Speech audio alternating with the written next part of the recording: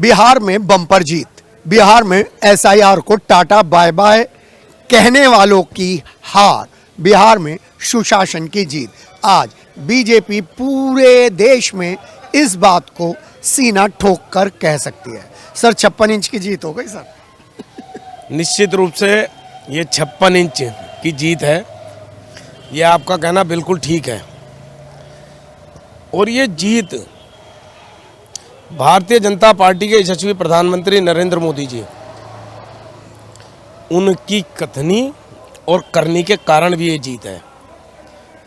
उदाहरण है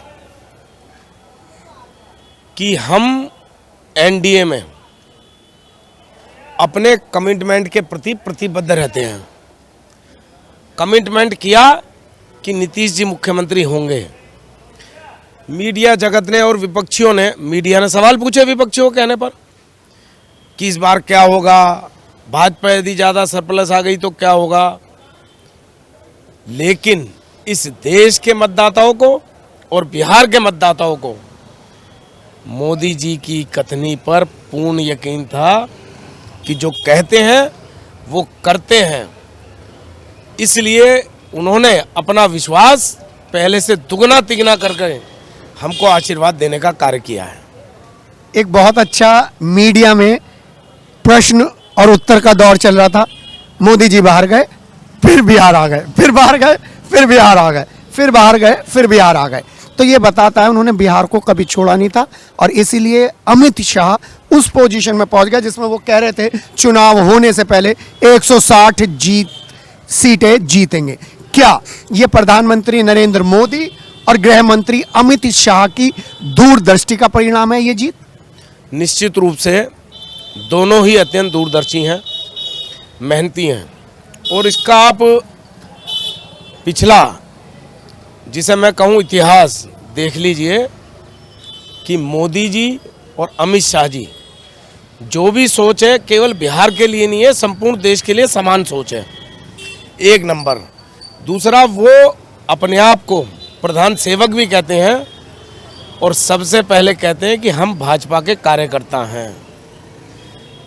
एक चुनाव समाप्त होता है और उसकी काउंटिंग भी नहीं होती, इतने ही दूसरे चुनाव में वो लोग लग जाते हैं, इतनी परिश्रम की पराकाष्ठा करते हैं। तो अब भगवान ने, अब निश्चित रूप से भगवान ने इसलिए उनको तपस्या दे करके आशीर्वाद देने का कार्य किया। आप संगठन से बहुत पुरानी तरीके से जुड़े हो, संगठन की जड़ में आप लोग हो, आपकी मेहनत है, खून पसीना है। अब मैं आपसे एक जो सवाल पूछ रहा हूं वो बंगाल में संगठन को लेकर बीजेपी की क्या तैयारी है? देखिए, भारतीय जनता पार्टी इस विश्व की सबसे बड़ी पार्टी है जी। और हमारा संगठन हर जगह खड़ा हुआ है जी। बंगाल में भी संगठन पहले से खड़ा हुआ था, अब उसको और भी ज़्यादा मजबूती मिली है। वहाँ के मतदाता निश्चित रूप से जो ममता बनर्जी जी की तुष्टीकरण की राजनीति है, गुंडागर्दी की राजनीति है, उससे इस बार निश्चित रूप से बाहर निकलने जा रही है। तो हम एक बात कहते हैं, बिहार के बाद बंगाल की बारी निश्चित रूप से कह सकते हैं विपक्ष की होगी, विपक्ष की होगी एक बार फिर हारने की तैयारी।